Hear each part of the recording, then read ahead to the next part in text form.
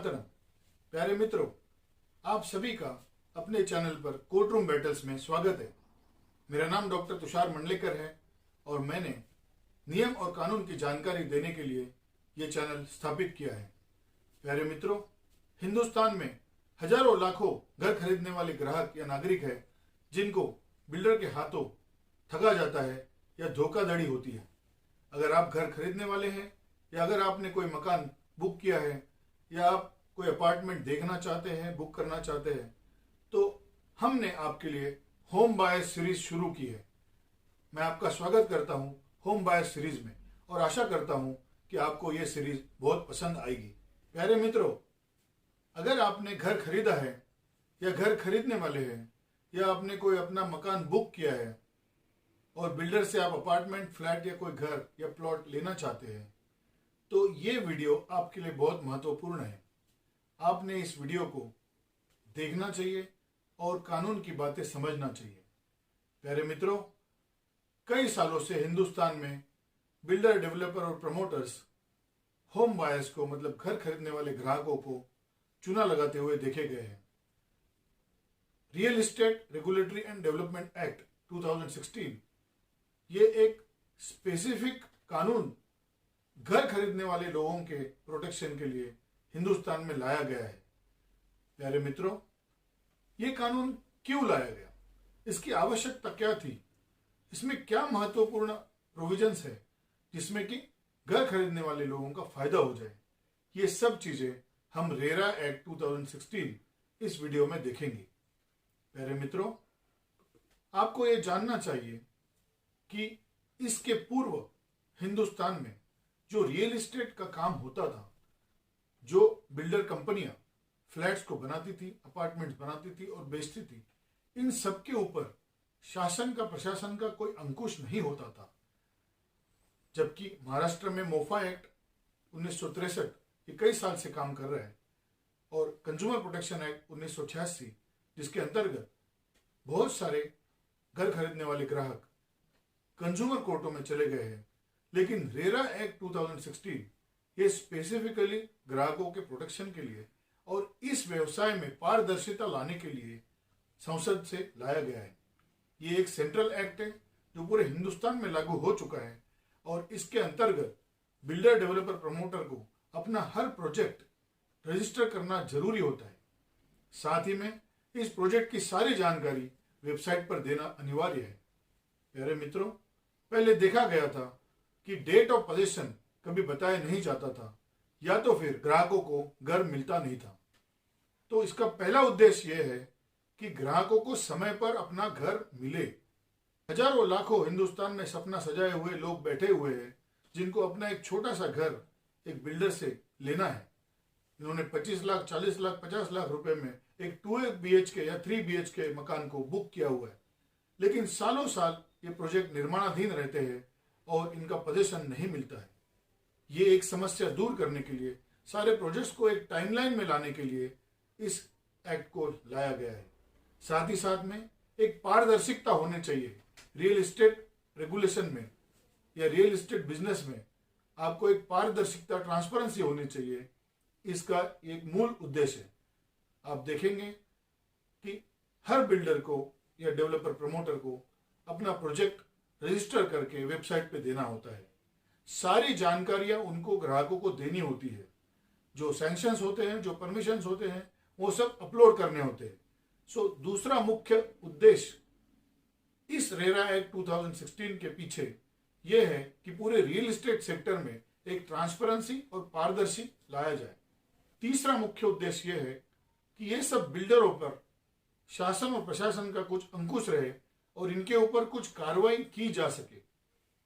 अगर builder, developer एक promise date पर पोजीशन नहीं देता है या तो फिर प्रॉमिस्ड एमिनिटीज और फैसिलिटीज नहीं देता है, तो उसके ऊपर क्या कार्रवाई करना चाहिए। तो इस एक्ट में ऐसे प्रावधान है जिससे कि बिल्डर पर कार्रवाई की जा सकती है, उस बिल्डर को ब्लैक लिस्टेड किया जा सकता है या उसके प्रोजेक्ट्स रेरा के साइट से निकाल दिए जा सकते हैं।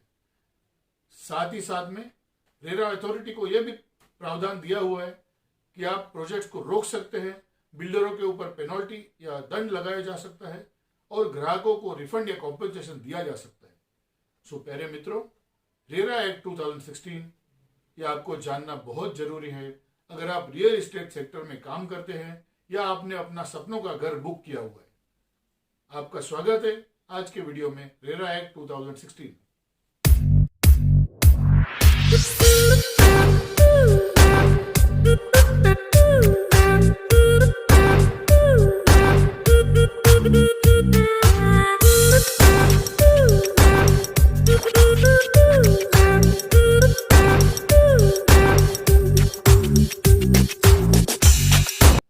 प्यारे मित्रों, रेरा एक्ट 2016 में सेक्शन 2 में कुछ परिभाषाएं दी गई हैं जो आपको जानना जरूरी है। सेक्शन 2E, इसमें अपार्टमेंट की परिभाषा दी हुई है। इसका मतलब यह होता है, अपार्टमेंट मतलब कोई block, chamber, dwelling unit, flat, office, showroom, shop, godown, suit, tenement unit या किसी और नाम से जाने जाने वाला ये यूनिट जो इमूवेबल प्रॉपर्टी है। प्यारे मित्रों, अगर आपने ऐसा कोई अपार्टमेंट बुक किया है या बुक करने वाले हैं तो आपके अधिकार क्या है ये आपको इस कानून के प्रावधान में पता चलेंगे। सेक्शन 2K, इसमें कारपेट एरिया, इसका प्रावधान किया गया है। प्यारे मित्रों, कारपेट एरिया की परिभाषा पहले नहीं थी। कारपेट एरिया मतलब क्या होता है? प्यारे मित्रों, सुपर बिल्टअप और बिल्टअप एरिया ये जनरली लोगों को पता होता है, या नहीं पता तो आप जान लीजिए। सुपर बिल्टअप एरिया में कॉमन एरियाज आते हैं, जैसे लिफ्ट का एरिया, स्टेयरकेस और बाकी एरियाज। और बिल्टअप एरिया को माना जाता है जो आपके घर के अंदर का एरिया है। उसी को कारपेट एरिया बनाया गया है जिसमें आपके इंटरनल वॉल्स की विड्थ इंक्लूड की गई है, लेकिन इसमें बालकनी नहीं होती, वरांडा नहीं होता, लिफ्ट का एरिया नहीं होता, कॉमन एरियाज नहीं होते और स्टेयरकेस भी नहीं होती है। तो कारपेट एरिया पर ही आपको फ्लैट या घर खरीदना चाहिए। प्यारे मित्रों, आपको मालूम होना चाहिए कि आपके घर का कारपेट एरिया कितना है।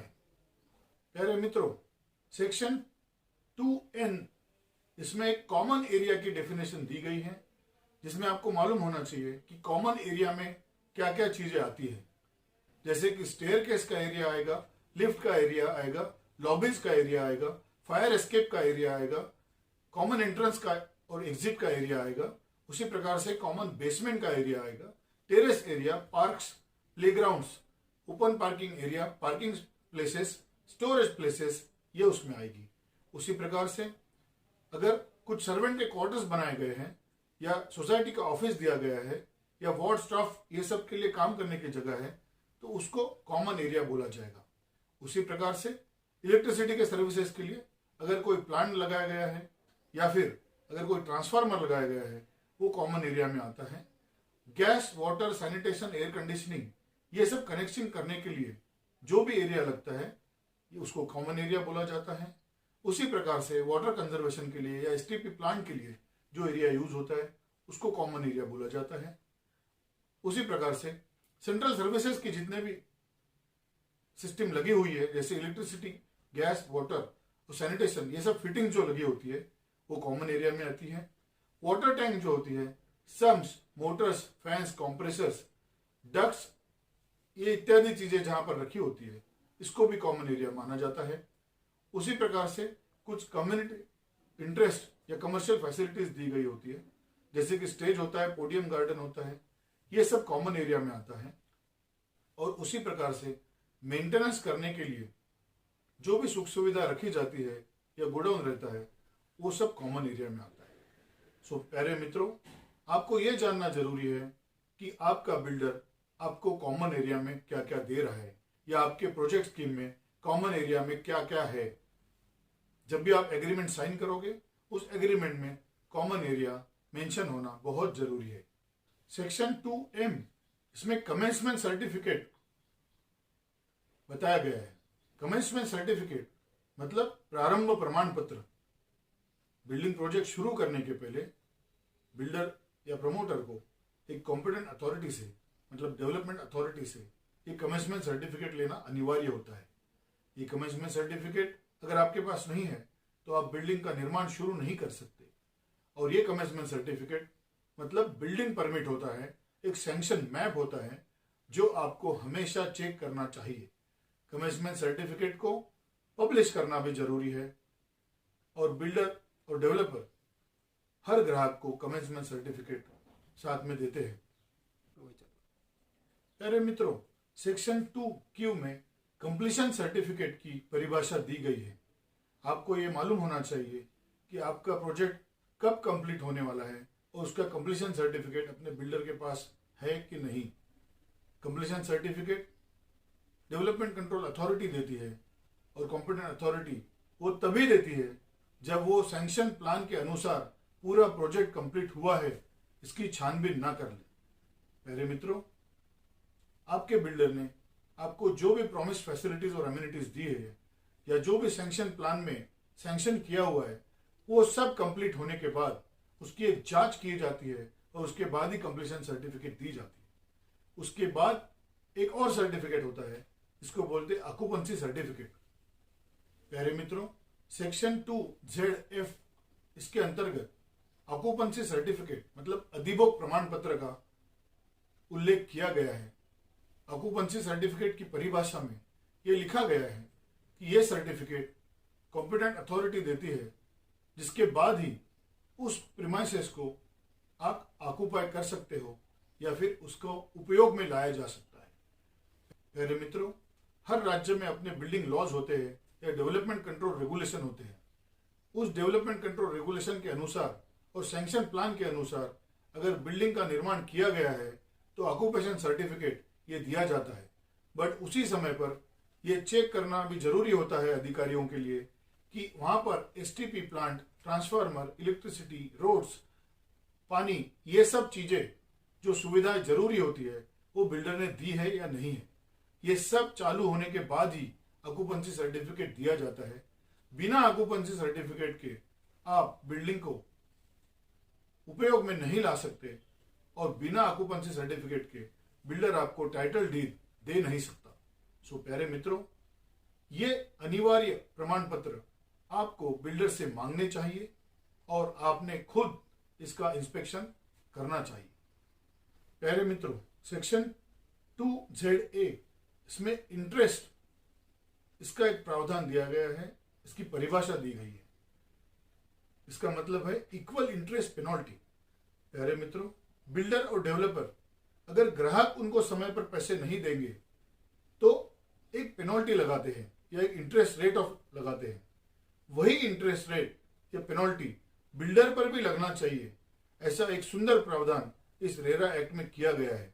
इसको बोला जाता है इक्वल इंटरेस्ट पेनल्टी। जिस रेट ऑफ इंटरेस्ट से बिल्डर आपसे पेनल्टी लेगा डिलेड पेमेंट के लिए, उसी रेट ऑफ इंटरेस्ट से बिल्डर आपको डिले इन पोजेशन में देगा। इसका मतलब है इक्वल इंटरेस्ट क्लॉज। ये इक्वल इंटरेस्ट क्लॉज पहली बार हिंदुस्तान में लाया गया है। प्यारे मित्रों, अनेक बार यह देखा गया है कि एग्रीमेंट टू सेल में बिल्डर अपनी तरफ से एक क्लॉज को डाल देते हैं ताकि ग्राहक परेशान हो जाए। ग्राहक ने अगर समय पर पैसा नहीं दिया या इंस्टॉलमेंट नहीं दिया तो बिल्डर उनके ऊपर पेनल्टी लगाते हैं। वो कई बार 18%, 20%, 24% होती है। लेकिन अगर बिल्डर प्रोजेक्ट देने में डिले करता है तो वो पेनल्टी सिर्फ 5% या 4% होती थी। ये सब निकालकर अभी दोनों के लिए एक इक्वल पेनल्टी का प्रावधान रखा गया है जो सेक्शन 2ZA में है। सेक्शन 2ZB इसमें इंटरनल डेवलपमेंट वर्क्स की परिभाषा दी गई है। इसमें क्या आता है? अगर प्रोजेक्ट कंप्लीशन सर्टिफिकेट लेना चाहता है या प्रोजेक्ट को ऑक्यूपेंसी सर्टिफिकेट होना चाहिए, उस समय पर इंटरनल डेवलपमेंट वर्क्स पूरे हो जाने चाहिए। प्यारे मित्रों, अगर आप घर खरीद रहे हो तो आपने ये देखना चाहिए कि इंटरनल डेवलपमेंट में रोड्स बनने चाहिए, इंटरनल रोड्स बनने चाहिए, फुटपाथ बनने चाहिए, वाटर सप्लाई होनी चाहिए, सीवेज लाइन होनी चाहिए, ड्रेनेज लाइन होनी चाहिए, पार्क्स होने चाहिए, प्लांट किए हुए ट्रीज होने चाहिए, गार्डन होना चाहिए, स्ट्रीट लाइटिंग होनी चाहिए, प्रोविजंस फॉर कम्युनिटी बिल्डिंग्स ये होनी चाहिए, वाटर ट्रीटमेंट प्लांट होना चाहिए, डिस्पोजल ऑफ सीवेज प्लांट होना चाहिए, सॉइल वेस्ट मैनेजमेंट प्रोग्राम ये होना चाहिए, वाटर कंजर्वेशन प्लांट होना चाहिए, एनर्जी मैनेजमेंट होना चाहिए, फायर का प्रोटेक्शन होना चाहिए, फायर सेफ्टी इक्विपमेंट्स होने चाहिए, सोशल इंफ्रास्ट्रक्चर जैसे कि एजुकेशन या हेल्थ की अदर एम्यूनिटीज जो प्रॉमिस की गई है वो होनी चाहिए। सो प्यारे मित्रों, इंटरनल डेवलपमेंट वर्क्स ये आपको जानना भी जरूरी है और आपने बिल्डर के साथ वो चेक करना भी जरूरी है कि इतनी सारी चीजें आपको करके दी है या नहीं है। रेरा एक्ट में ये सब जो डेफिनेशन लाई गई है ये आपके हित में है। अगर आप घर खरीदने वाले हो या खरीद चुके हो तो आपने ये डेफिनेशन जाननी चाहिए। प्यारे मित्रों, ये थी महत्वपूर्ण व्याख्याएं और परिभाषाएं। आज हमने रेरा एक्ट 2016 में पहला कदम रखा है और घर खरीदने वाले ग्राहकों के लिए हम ऐसी चर्चा करते रहेंगे। अगर आपको ये वीडियो पसंद आया है तो कृपया इसे लाइक करें, शेयर करें और अपने दोस्तों के पास जरूर भेजें। अगर आपने सब्सक्रिप्शन नहीं लिया है तो इस चैनल को सब्सक्राइब करें और घंटी बजाना ना भूलें ताकि आपको हर वीडियो की जानकारी प्राप्त हो। प्यारे मित्रों, मैं आशा करता हूं कि आपको अपना सपनों का घर समय पर मिले और आप उसमें अपना आनंद लें। धन्यवाद। जय हिंद, जय भारत।